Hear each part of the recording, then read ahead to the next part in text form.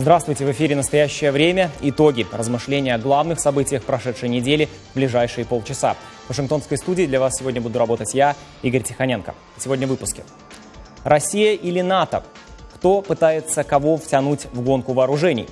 Кому же все-таки навредят российские контрсанкции? Мы узнаем, каким было последнее слово террориста Джохара Царнаева. Поговорим о протестах в Ереване и победоносной неделе президента США Барака Обамы. А также познакомимся с человеком, который стоял у истоков скандала в ФИФА.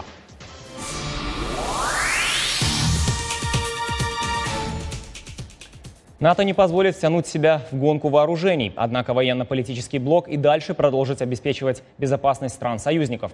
Об этом на пресс-конференции в Бельгии заявил генеральный секретарь Альянса Йенс Столтенберг. Министры обороны стран НАТО после двухдневной конференции в Брюсселе решили продолжить оказание военной помощи Украине, Молдове и Афганистану. Поддержка будет в основном заключаться в обучении военных из этих государств по стандартам стран НАТО.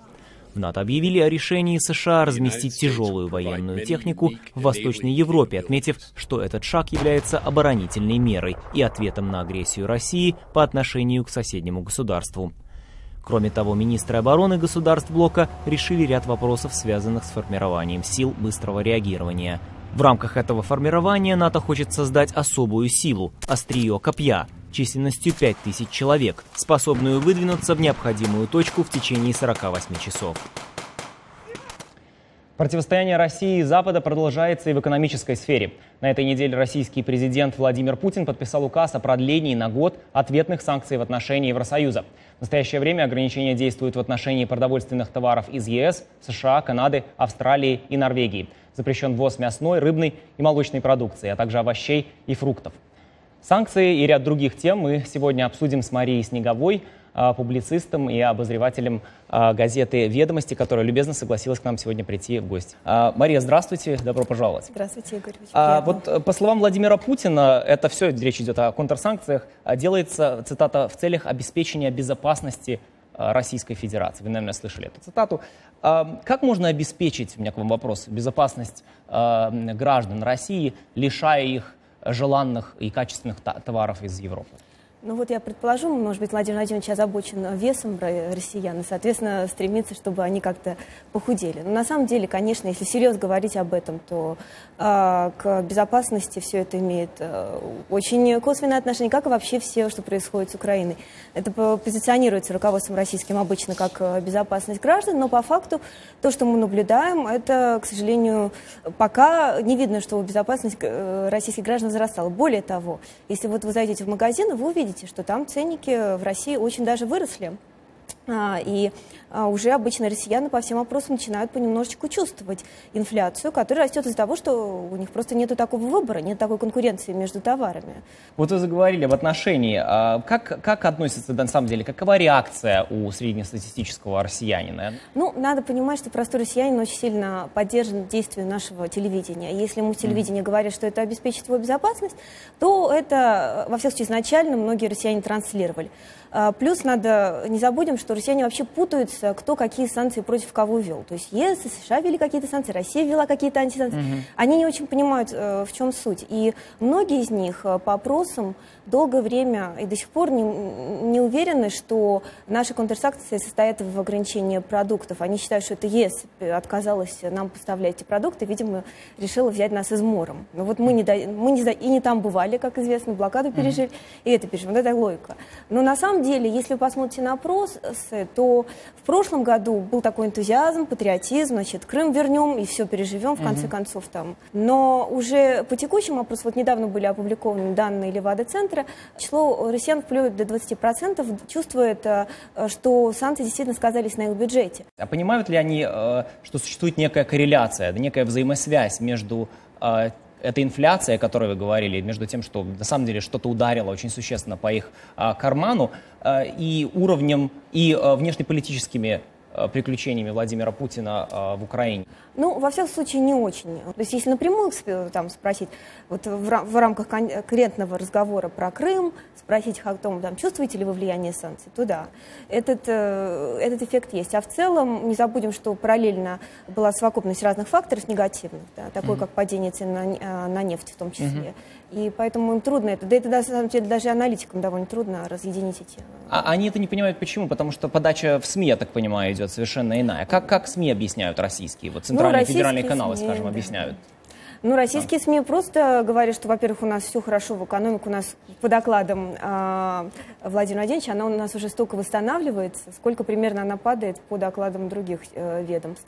Значит, просто они, так сказать, и, соответственно, телевидение не говорит о том, что кризис есть, а он действительно есть в экономике. Это первый момент. Ну и второе, что понятно, какие-то агрессивные действия Запада. Запад нас пытается развалить, он не хочет, чтобы мы жили. Это же сейчас одна, к сожалению, из повторяющихся тем на телевидении. И, соответственно, в этой ситуации для россиян так, стимул к выживанию и любой ценой борьбу за свое существование. Но при этом я обращу внимание, что есть опросы, опять же, Левады, которые показывают, что протестные настроения растут. То есть уже 20% россиян на текущий момент не исключают того, что в какой-то момент... Сколько, извините? До 20%. До 20%. То есть каждый пятый не исключает того, что могут быть какие-то протесты в будущем. И этот уровень, который близок к тому, который был до Крыма на данный момент. То есть это в данном случае подсказывает, что все-таки какой-то эффект от негативной экономической ситуации они ощущают. Давайте поговорим немножко о деле ЮКОСа. Я думаю, вы слышали, ЮКОС вновь в новостях. Вчера стало известно о том, что Бельгия и Франция неожиданно отменили свое решение об аресте счетов дипломатических миссий Российской Федерации в этих странах. Причем неделю назад, когда эти аресты накладывались на дипломатические счета, и Франция, и Бельгия выглядели достаточно решительны. Что изменилось за последние несколько дней, на ваш взгляд? Я рекомендую всем нашим зрителям прочитать очень хорошую статью Владимира Абаринова на «Гранях» недавней. Он объясняет, что на самом деле дипломатические счета действительно не должны подвергаться санкциям. Есть две функции государства. Государство, когда оно выступает в качестве такой дипломатической миссии, и там, где оно ведет бизнес. И, собственно, по Венским соглашениям еще 60-х годов, только та сфера, где государство все-таки занимается бизнесом, в том числе вот Russia Today, различные телеканалы российские, это может подвергаться санкциям. А дипломатическая миссия действительно, это логично, она, в принципе, должна быть неприкосновенной. Спасибо, Мария. У нас в гостях была Мария Снеговая, обозреватель газеты «Ведомости». И через мгновение мы поговорим о последнем слове террориста Джохара Царнаева. Никуда не переключайтесь.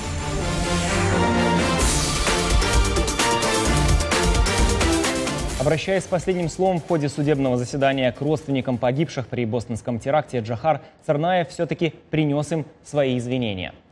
«Я сожалею о тех жизнях, которые отнял, и о страданиях, которые я причинил, и об ущербе, который я нанес. Невосполнимом ущербе», — сказал Царнаев. О том, какая атмосфера царила в зале суда и почему Царнаеву понадобилось столько времени, чтобы попросить прощения у семей пострадавших, мы сегодня поговорим с нашим корреспондентом Фатимой Тлисовой, которая буквально вчера прилетела из Бостона, где она освещала слушание о бостонском теракте. Фатима, добро пожаловать. Скажи, пожалуйста, почему у Джохара Царнаева заняло столько месяцев, чтобы попросить прощения у родственников семей погибших? Очень трудно ответить на этот вопрос. Этот вопрос задавался практически во время всего процесса. Об этом говорили и пострадавшие, и родственники погибших, и, в принципе, американская пресса и наблюдатели задавались этим вопросом, почему он молчит. Если разделить вопрос признания вины и вопрос прощения, то в этом смысле Джохар Царнаев практически признал вину. В 2014 году, в октябре, он отправил письмо в суд, где признает свою вину полностью. А вот попросить прощения все-таки ему понадобилось достаточно долгое время. Конец суда уже после оглашения приговора. Почему он так решили его адвокаты, или это было его собственное решение, мы, к сожалению, пока не знаем. Некоторые аналитики считают, что у этих извинений будут некие радикальные, абсолютно колоссальные глобальные последствия. Расскажи, пожалуйста, Аня. Еще раз нужно разделить, кому обращены были извинения, то есть реакция пострадавших, реакция американцев. Они в основном посчитали, что это было уже слишком поздно, что они слишком долго ждали, и что они не удовлетворены этими извинениями. С другой стороны, нужно отметить, что Джохар Царнаев фактически говорил, обращаясь к исламской умме. И в этом смысле это очень важное извинение, потому что он практически признал ребята, я такой же джихадист, как и вы. Я это сделал, и я очень об этом сожалею. Неправильно так делать. Это было очень важное послание. На мой взгляд, и многие аналитики говорят об этом. Он цитировал Коран, он цитировал пророка Мухаммеда, он говорил о прощении перед лицом Аллаха. И это очень важно, потому что он предстал по-настоящему верующим мусульманином. И это было послание для всех тех, кто, может быть, считает его героем и планирует пойти по его стопам. И это было предупреждение о том, что не стоит этого делать. Многие журналисты, если можно очень коротко, многие журналисты писали об особой атмосфере, которая царила вот в зале суда. Что ты об этом можешь нам рассказать? В принципе, особая атмосфера в этом зале царила фактически с первой минуты этого процесса. И судья, и прокуроры, и адвокаты все говорили о том, что это процесс, который они никогда не забудут. Были трагические рассказы, была напряженная обстановка, было очень много слез и рыданий. И был смех Джохара Царнаева, его расслабленная поза, и как одна из пострадавших позавчера отметила во время своего выступления его дизайнерские одежды. И вот это все, естественно, было таким, как бы диссонанс такой был в суде, но в то же время чувствовалось какое-то напряжение в позе Джохара Царнаева, в том, как он держал руки. Ломание пальцев говорили о том, что все-таки человек чувствует напряжение. А вот кульминация этого напряжения случилась в момент, когда он попросил прощения у пострадавших. Спасибо, Фатима. У нас в гостях была обозреватель «Голоса Америки» Фатима Атлисова. На этой неделе администрация президента Обамы удалось одержать сразу несколько политических побед. Во-первых, Сенат утвердил законопроект, который дает Обаме и его команде полномочия для заключения договора о свободной торговле со странами Тихоокеанского региона. Но, пожалуй, главные победы, причем с долгосрочными последствиями, были одержаны в Верховном суде. Он поставил в силе реформу здравоохранения в США, ее называют Obamacare, и постановил, что однополые браки должны признаваться и регистрироваться во всех штатах без исключения. Подробнее о сути решений и о том, как они повлияют на грядущие выборы президента США в 2016 году, наш корреспондент Роман Мамонов. Состав Верховного суда Соединенных Штатов, как считается, вполне отражает расклад политических сил в стране. Из 9 судей 4 – консерваторы и республиканцы, еще 4 – демократы, а определяющим является один единственный голос умеренного судьи-центриста. По выносимым главными юристами Америки вердиктам эксперты часто пытаются составить политический прогноз для Вашингтона и всей Америки. Если судить по последним историческим, иначе их не называют, решениям, республиканцы проигрывают демократам. Дело о законности Обама-Кеа было последней надеждой республиканцев потопить реформу здравоохранения от нынешнего хозяина Белого дома. Принятый 5 лет назад закон ввел обязательное медицинское страхование в Америке. Граждане теперь обязаны приобретать страховки на специальных биржах. Правда, 34 штата из 50 решили не создавать свои биржи, отправляя граждан на федеральный интернет-портал. И вот за это и уцепились республиканцы, обнаружившие пробелы в первоначальной версии Обама-Кеа. Но план не удался. 6 голосами против 3 Верховный суд оставил оппонентов президента ни с чем. После более чем полусотни попыток Конгресса проголосовать за отмену или пересмотр этого закона, после целой президентской кампании, посвященной сохранению или аннулированию реформы, после многочисленных исков в Верховный суд, реформа по-прежнему в силе. Вокруг Обама-Кеа и правда сломано немало копий. И плох тот республиканский кандидат в президенты, который не обещает так или иначе отменить реформу. Но теперь политиков от великой старой партии лишили громкого лозунга. Хорошо это или плохо, но Obamacare стала частью системы медобслуживания в Америке и жизни общества в целом. И следующему президенту, даже и республиканцу, будет непросто повернуть все вспять. Не успели республиканцы осмыслить проигрыш по главному политическому вопросу реформы здравоохранения, как последовал еще один удар. На этот раз по религиозно-консервативным позициям. Верховный суд в пятницу постановил, что однополые браки должны быть легализованы по всей стране, признав неконституционным запрет, существовавший в 13 штатах. Можно не сомневаться, что очки в свой актив и миллионы голосов нетрадиционных избирателей в свой актив теперь запишут не только Барак Обама, но и Хиллари Клинтон, опубликовавшие как раз накануне оглашения вердикта ролик в поддержку однополых союзов.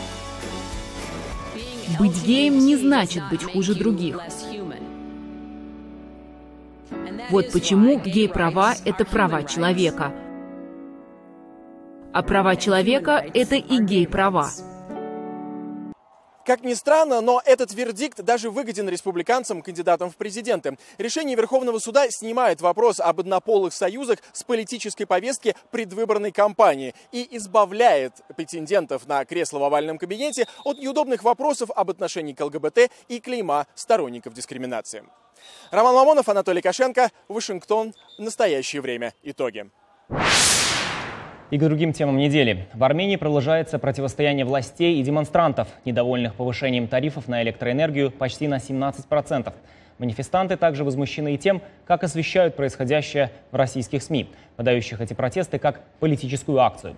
По словам самих участников, они не хотят смены правительства, они просто недовольны экономическими решениями руководства страны.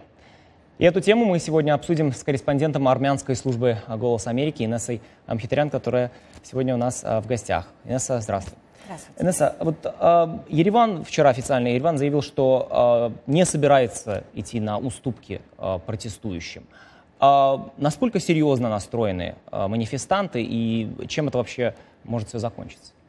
Как вы сказали, власти Армении вчера еще сказали, что не будут пересматривать тарифы на электроэнергию, но они предложили субсидии малоимущим семьям. Это, естественно, не удовлетворило протестантов, то есть участников протеста, и они, что означает, что протесты, скорее всего, будут продолжаться. Что из этого может выйти?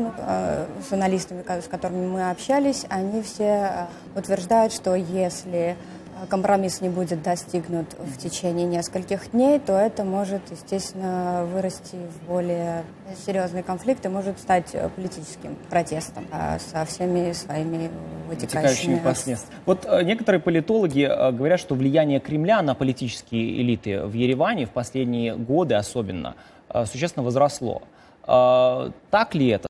Если рассуждать логически, то армянская экономика очень сильно связана с российской. Очень многие секторы армянской экономики, главные, проданы российским компаниям.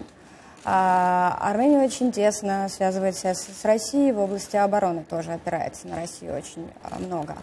И, соответственно, в этих обстоятельствах Кремль может повлиять на власти в Армении. И, с другой стороны, надо вспомнить, что после президентских выборов тоже были протесты, что обозначает, что значительная часть армянского населения не считает власть легитимной. А страна, которая не имеет независимую экономику, не зависит от России в области обороны, не может иметь политическую независимость. Спасибо, Инесса. У нас в студии была Инесса Амхитарян. Футбольный мир затаился в ожидании раскрытия новых тайн и секретов из жизни элиты Международной Федерации футбола – ФИФА. Пока спортивные аналитики спорят о судьбе Зеппа Блаттера и чемпионатов мира 2018 и 2022 годов, мне удалось поговорить с человеком, породившим этот самый большой скандал в истории самого популярного спорта.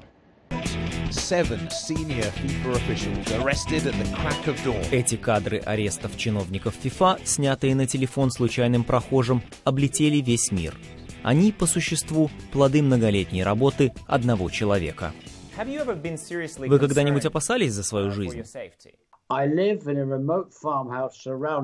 Я живу в глуши, в небольшом деревенском домике, окруженном пастухами с ружьями. До меня не так уж легко добраться. Если вы подъедете к моему дому в своей большой черной машине, вы не заметите пастухов и лесников, работающих в чащах и полях. А вот они вас заметят. До 27 мая 2015 года его имя было известно лишь небольшому кругу коллег-репортеров и истинным фанатам спортивной расследовательской журналистики. Однако одним майским утром его телефон стал буквально разрываться от звонков. Он выглянул в окно и увидел почти полукилометровую очередь телевизионных автобусов со спутниковыми тарелками, заблокировавших подъезд к его уютному дому в английской глубинке. О нем заговорил весь мир. Его зовут Эндрю Дженнингс. Он занимался расследованиями международных наркокартелей, итальянской мафии, коррупции в МОК. Однако последние 15 лет он посвятил изучению коррупционных схем высшего руководства ФИФА. Я думаю, что те сведения, которые я передал ФБР и которые привели к падению Чака Блейзера, а я предоставил сотрудникам ФБР огромное количество информации, на самом деле стали причиной для арестов 27 мая и предъявления основательных обвинений этим людям. По словам Дженнингса, 6 лет назад, в 2009 году, он встретился с 3 агентами ФБР из отдела по борьбе с организованной преступностью. В интервью газете «Вашингтон-Пост» репортер заявил, что позже он передал ФБР финансовые документы КОНКАКАФ, или Конфедерации футбола Северной и Центральной Америки и стран Карибского бассейна, с исследования которых и начался крупнейший в истории футбола коррупционный скандал. Я убежден, что некоторые страны действительно платили деньги, но я не думаю, что они напрямую шли через счета ФИФА. Что касается взяток в случаях с чемпионатами мира в России в 2018 году и Катаре в 2022 году, то они тоже проходили через третьи подставные лица, другие банковские счета. И я думаю, что швейцарские власти их в конечном итоге выявят. Там много грязных сделок. До ареста высокопоставленных футбольных функционеров 71-летний журналист фактически был изгоем. Ему смеялись в лицо и даже официально запретили посещать пресс-конференции ФИФА.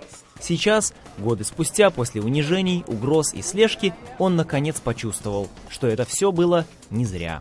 В разговоре со мной Дженнингс говорит, что это всего лишь начало. Журналист убежден, что в ближайшее время станет известно о покупке голосов в процессе выбора места проведения чемпионатов мира 2018 и 2022 годов. Путин связался с коррумпированными чиновниками ФИФА, которые требуют взяток. По их мнению, если вы хотите играть, вы должны платить. Теперь мы знаем, что эти мерзавцы, Джек Уорнер, Чак Блейзер и некоторые другие, ездили в Москву отнюдь не для того, чтобы посмотреть на красоты собора Василия Блаженного. Они поехали туда за взятками. Что касается Катара, то эту страну вообще нельзя всерьез рассматривать в качестве кандидата. Да, можно провести чемпионат в мусульманской, арабской стране, но его невозможно провести при температурах, близких к кипению. Несмотря на то, что доклад ФИФА гласил, что этого делать нельзя, они все равно решили провести первенство в этой стране. Поэтому я абсолютно уверен в том, что в этом случае имел место подкуп, и не обязательно самим Катаром, может быть, какими-то третьими лицами. Рассуждая о дружественных отношениях, сложившихся в последние годы между нынешним главой России и руководителем ФИФА, Дженнингс отмечает, что они были более выгодны Владимиру Путину. Все очень просто. Он хотел заполучить чемпионат мира, и это повысило бы его авторитет в глазах россиян. Вместо этого перед ним поставили кривое зеркало, в котором он уже не будет выглядеть столь привлекательным. После того, как швейцарская полиция, даже не ФБР, закончит свое расследование, у нас появятся серьезные причины, чтобы отложить проведение чемпионата мира по футболу 2018. И, скорее всего, они перенесут чемпионат из России в Бельгию и Голландию, что меня вполне устраивает, так как у них самое лучшее пиво. И это все, на что нам хватило времени. Это был телепроект «Настоящее время. Итоги». Смотрите нас в интернете на сайте currenttime.tv и в эфирах ваших национальных телеканалов. С вами был Игорь Тихоненко. Всего доброго и до новых встреч в эфире.